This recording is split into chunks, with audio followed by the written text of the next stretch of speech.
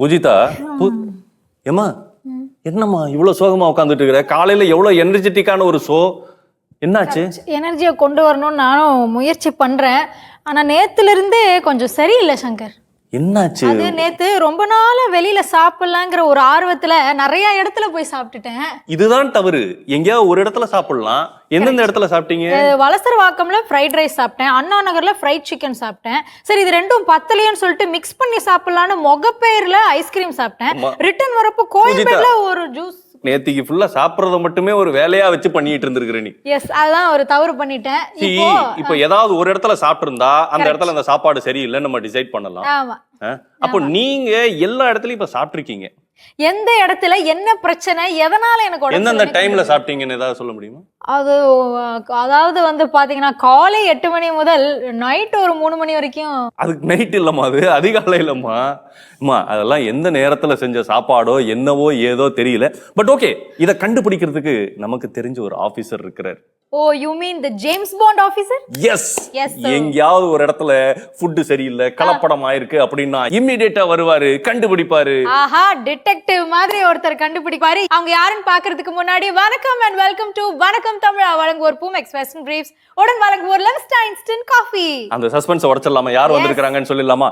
Let's welcome Chennai மாவட்டத்தின் உணவு பாதுகாப்பு துறையின் நியமன அலுவலர் டாக்டர் சதீஷ் குமார். வணக்கம் சார், எப்படி இருக்கீங்க? வணக்கம், நல்லா இருக்கேன். சிம்பிளா சொல்லணும்னா ஃபுட் சேஃப்டி ஆபீசர். எல்லா மக்களுக்கும் தெரியும். கரெக்ட், நான் சொல்ல வந்தேன், அது நீங்க கரெக்டா சொல்லிட்டீங்க. அண்ட் சார் ரொம்ப ரொம்ப சந்தோஷம். இன்னைக்கு உங்களோட வணக்கம் தமிழால பல விஷயங்கள் நாங்க பேச போறோம். ஃபர்ஸ்ட் எடுத்தோன்னே உங்களை நாங்க வீடியோஸ்ல பார்த்திருக்கோம், போட்டோஸ்ல பார்த்திருக்கோம், தினத்தாள்கள் நியூஸ் பேப்பர்ல பார்த்திருக்கோம். பயங்கர ஸ்ட்ரிக்ட் ஆஃபீஸரா, ஆஹா மாஸ்டர் வராரு, மாஸ்டர் வராரு அப்படிங்கிற மாதிரி இருக்கும். பட் நேர்ல வந்து ரொம்ப ஸ்வீட்டான ஒரு பர்சனா. பாத்திருக்கியா அப்படிங்கிற மாதிரியே இருக்கு அந்த டோனு. பட் நேர்ல வந்து நீங்க ரொம்ப ஸ்வீட்டான பர்சனா இருக்கீங்க. நீங்க ஃபர்ஸ்ட் ஒரு சில்லான क्वेश्चनல இருந்தே போயிடலாம் சார். நீங்க எப்படிப்பட்ட ஒரு பர்சன்? வீட்லயும் அந்த மாதிரி ரொம்ப ஸ்ட்ரிக்ட்டா இருப்பீங்களா இல்ல? ஐயோ, அவ்வளோ ஸ்ட்ரிக்ட் எல்லாம் கிடையாதுங்க. ஐம் வெரி ஹோம்லி, ரொம்ப ஜாலியாக இருப்பேன். அதனால பார்க்கறதுக்கு ரொம்ப ஜாலியான பர்சனாக தான் இருக்கும். பட் நான் வீட்டில் இருந்து ஆஃபீஸ்க்கு வந்துட்டேன்னா என்னோட டியூட்டிஸ்க்கு அடாப்ட் ஆகிக்குவேன். அதுதான். அண்ட் சார், இன்னைக்கு எங்களோட வணக்கம் தமிழால நாங்க மட்டும் இல்ல, மக்களும் உங்ககிட்ட பல கேள்விகள் கேட்கறதுக்கு ரெடியா இருக்காங்க. ஸோ கொஞ்ச நாளாவே, குறிப்பா 2024 நிறைய இடங்கள்ல நம்ம பல கலப்படங்கள் பார்க்குறோம். உணவை எதை நம்பி சாப்பிடுறது அப்படிங்கறது யோசிச்சாலே கொஞ்சம் பயமா இருக்கு. எந்த ஃபுட்டை பார்த்தாலும் இதுல ஏதாவது கலப்படம் இருக்குமோ அப்படிங்கிற ஒரு சந்தேகத்தோடய இருக்க வேண்டியதா இருக்கு. ஸோ இந்த நவீனம் அடைந்த உணவு கலப்படம் எப்பத்துல இருந்து ஆரம்பிச்சது, எதனால அதிகரிச்சிருச்சு சார்? நம்ம லைஃப் பார்த்தீங்கன்னா இன்னைக்கு ரொம்ப ஃபாஸ்ட்டாக இருக்குது. காலையில் இன்னைக்கு நம்ம எந்திரிச்சு நைட்டு வீட்டுக்கு வர்றதுன்றது வி ஹேட் வெரி ஃபாஸ்ட். நம்ம இன்னைக்கு இந்த இடத்துல உட்காந்துருக்கப்போ வெளியே என்ன நடக்குதுன்னு கூட தெரியல, அந்த மாதிரி சுச்சுவேஷன் இருக்கணும். ஸோ நம்ம என்டையராக நம்ம உணவு பழக்கத்தில் இருந்தே நம்ம வந்து பிரிய ஆரம்பிச்சிட்டோம். சும்மா சமீப காலமாகவே பார்த்தீங்கன்னாவே நம்ம உணவை பற்றி இம்பார்ட்டன்ஸே கொடுக்கல. கிடைச்சதை சாப்பிட்றோம், சீக்கிரம் கிடைக்கணும். ஆமாம், ஃபாஸ்ட் ஃபுட் இன்றைக்கி கிடச்சிடணும், இப்போ கிடச்சிடணும். அதை பற்றி கிடையாது. உடம்புக்கு சேருதா சேரலையா, அது நமக்கு உகந்தது அதெல்லாம் தெரியாது.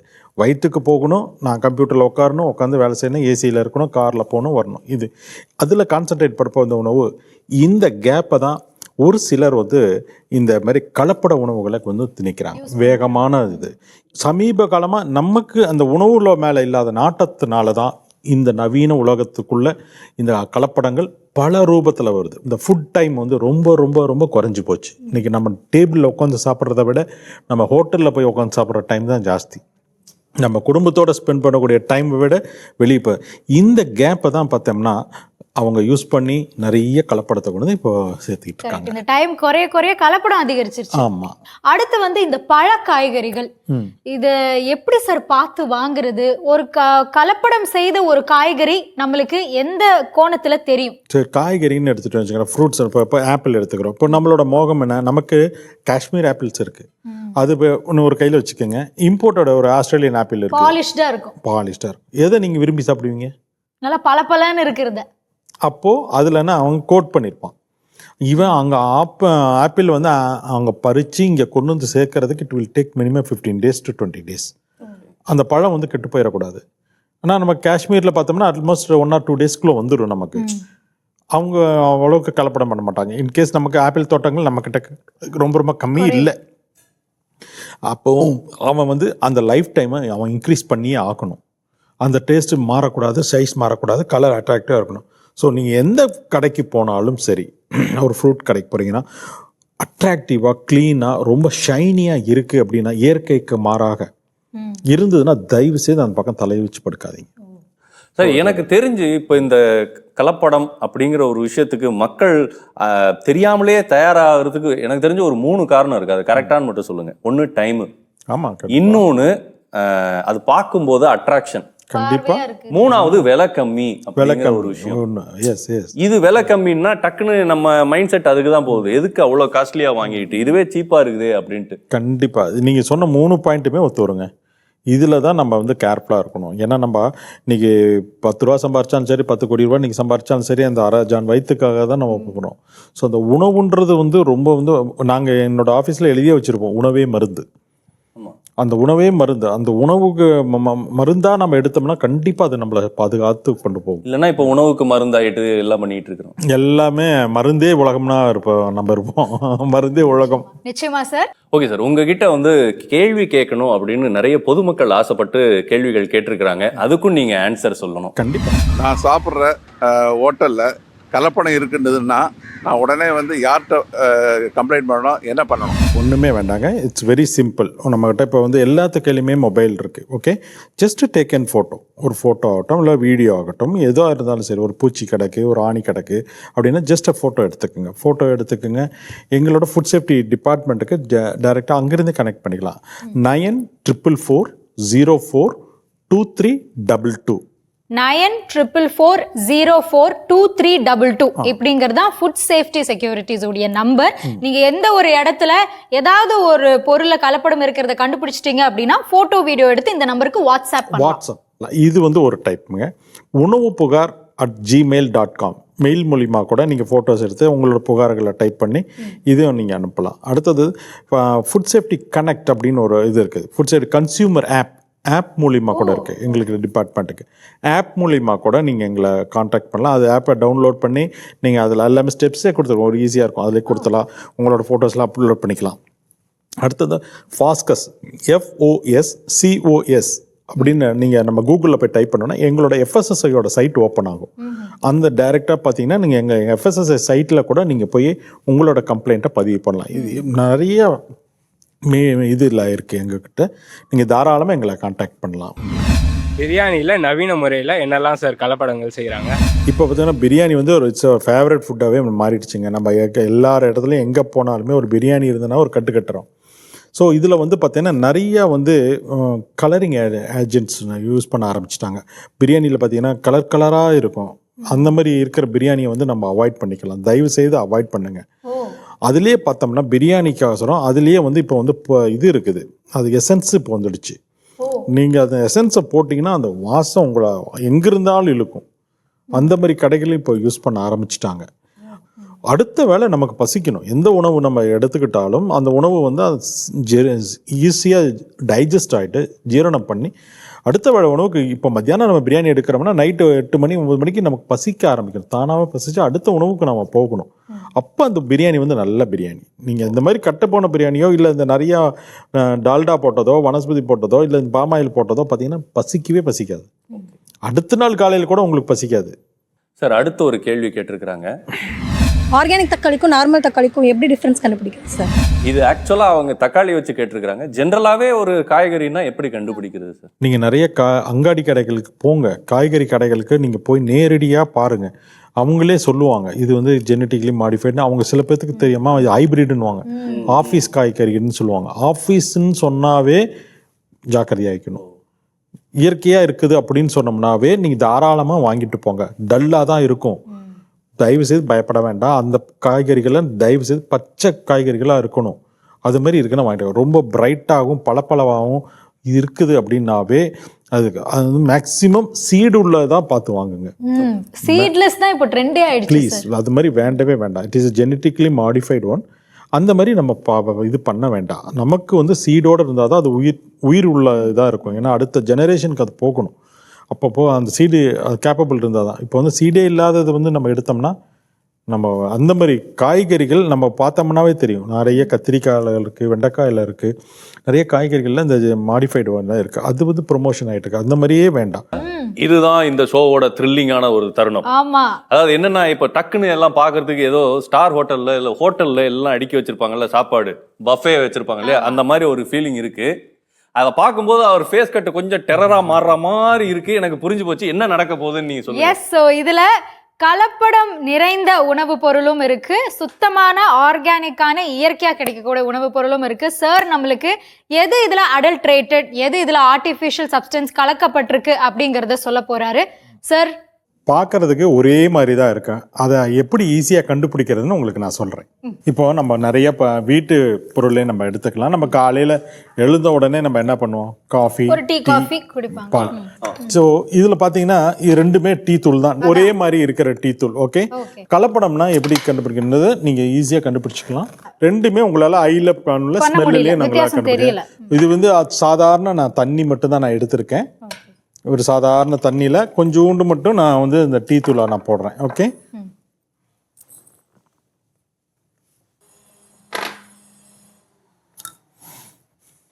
இதுல உங்களுக்கு ஏதாவது டிஃபரன்ஸ் தெரியுதா? சார் இதுல ஃபுல்லா இது கலர் ஆகுது சார். ஃபர்ஸ்ட் ஒன் அப்ப எது ஒரிஜினல்? கலர் ஆகாம இருக்கிறது தான் ஒரிஜினல் சார். டீனா கலர் வரணும், அப்ப கலர் ஆவறது ஒரிஜினல். ஓகே, இப்போ ஒரிஜினல் எதுன்னா இதுதான் ஒரிஜினல். ஓஹோ சார், நீங்க என்ன ட்விஸ்ட் பண்ற மாதிரியே கேள்வி கேட்டு என்ன இல்ல, நம்ம வந்து நீங்க நம்ம டீ கடையில போன உடனே பாத்தீங்கன்னா டீ தூள் போட்ட உடனே இந்த கலர் வரும். கரெக்ட். இதுதான் நம்ம டீ நினைச்சுக்கோம். தயவு செய்து இந்த மாதிரி போட்டு நான் எதுவுமே ஸ்டிர் பண்ணல, எதுவுமே பண்ணல, இந்த மாதிரி கலர்ஸ்ல வந்ததுன்னா தயவு செய்து குடிக்காதீங்க. இட்ஸ் ஃபுல் ஆஃப் டை கலந்துருக்கும். பாருங்க, இன்னும் நான் போட்ட தூள்ல இன்னும் நார்மலா டீ தூள் ஆகட்டும், இதே காஃபி தூள் ஆகட்டும், இது வந்து பாத்தீங்கன்னா இந்த கலர் வந்து கொஞ்சம் கொஞ்சமாக தான் இறங்கணும். நல்லா பாயில் ஆக தான் வந்து அந்த கலர் எக்ஸ்ட்ராக்ட் ஆகணும். அதுதான் ஒரிஜினல் டீ. அடுத்தது பார்த்தோம்னா நம்ம வீட்டில் காய்கறிகளுக்கு வருவோம். இப்போ காய்கறிகள் நான் உங்களுக்கு ஒன்று காமிக்கிறேன். உங்கள்கிட்ட 2 வெண்டைக்காய் கொடுக்குறேன். இந்த 2 வெண்டைக்காயில் ஏதாவது உங்களுக்கு டிஃப்ரென்ஸ் கண்டுபிடிக்க முடியுமான்னு பாருங்க. இது வளைஞ்சிருக்குது, நல்லா நோட் பண்ணுங்க. இல்ல வளைஞ்சதெல்லாமா டிஃபரன்ஸ்? இதுல எனக்கு ஒன்றும் பெரிய டிஃபரன்ஸ் தெரியல சார். ரெண்டுமே வெண்டைக்காய் மாதிரி தான் இருக்கு, நீங்களே சொல்லுங்க. ஓகே, ரெண்டுமே வெண்டைக்காய் தானே. நீ உங்ககிட்ட நான் கொடுத்தேன். இதில் பார்த்தீங்கன்னா இதில் ஒன்று எடுத்தேன். ஒரு சிம்பிளாக ஒரு டிஷ்யூ பாருங்க, நான் டிஷ்யூவில் வாட்டர் மட்டும் எடுத்துக்கிட்டேன். ஓகே, இதில் வந்து இதில் பாருங்க, இதில் சும்மா மேலே மட்டும் நான் அப்படியே துடைக்கிறேன். இதில் பாருங்க எவ்வளோ கிரீன் கலர், பச்சை கலரா மாறுது சார். அது போட்ட கலர் பச்சை கலர் அப்படியே டிஷ்யூல வருது. ஆனா கையில இருக்கல வரலையே. அதுதான் சார், வராது, காஞ்சிடும். அதுதான் ஏமாத்துறது உங்களை. இதே மாதிரி தான் இது பாருங்க. இந்த வெண்டைக்காயை மட்டும் தான் நான் தேய்க்கிறேன். இது வந்து தேய்ச்சிட்டு நான் இந்த பக்கம் வச்சிடறேன். இது ஃபுல்லாக வந்து பார்த்தீங்கன்னா இந்த மேலசெட் கிரீன் சொல்லக்கூடியது. இதே இன்னொரு இது பண்ணுறேன் சார். ஆனா கடையில வந்து நம்ம கலரை வச்சு தானே நம்ம நல்ல இதுவா. ஆமாம், இதில் பார்த்தீங்கன்னா ஒன்றுமே இருக்காது. ஆஹா, ஒரு டிஷ்யூ பேப்பர் தண்ணியில தொட்டு எடுத்துட்டு போகணும் போல இருக்கே. இதுல பாருங்க, அதுல ஒண்ணுமே வரல, ஒண்ணுமே வராது உங்களுக்கு, பிளெயினா இருக்கு. ஃபுல்லாவே பச்சை கலரா மாறிடுச்சு பாருங்க. இயற்கை அது ஒன்று உங்களால் கண்டுபிடிக்கவே முடியாது. இது வந்து மேலசைட் கிரீன்னு சொல்லுவோம். இந்த கெமிக்கலில் பூர வச்சுருவாங்க. அடுத்தது பார்த்தீங்கன்னா உங்களுக்கு நம்ம வீட்டில் நிறைய விசேஷங்கள் காலகட்டம் எதாக இருந்தாலும் நெய் குழந்தைங்களுக்கு ரொம்ப பிடிச்சதா இருக்கும். நெய். ஓகே, நெய் இல்லாம நம்ம பலகாரங்களே பண்ண முடியாதுங்கிற நிலைமை தான். இதுல ஒரிஜினல் நெய் எது, டூப்ளிகேட் நெய்ன்னு ஏதாவது கண்டுபிடிக்க முடியுமா உங்களால? நிச்சயமா கண்டுபிடிக்க முடியும். ரெண்டுமே ஒரே மாதிரி தான் சார் தெரியும். ஒரே மாதிரி தானே இருக்கு, உங்களுக்கு டிஃபரன்ஸே தெரியல. சரி, ஒரு சின்ன டெஸ்ட் மட்டும் பண்ணலாம். இதுல ஒண்ணுமே கிடையாது. இது 2 வகையான நெய் உங்களுக்கு நான் எடுத்திருக்கேன். இதுக்கு ஒண்ணுமே கிடையாது. இது வந்து ஒரு 10 ரூபாய்க்கு இருக்கக்கூடிய டின்ச்சர் அயோடின், நம்ம இந்த புண்ணுக்கெல்லாம் போடுறோம் பார்த்தீங்களா, மெடிக்கல் ஷாப்ல கூட கிடைக்கும். இது வந்து டிப்பிக்கலாவே நமக்கு வந்து நெய் வந்து ஈஸியா கண்டுபிடிக்கும்.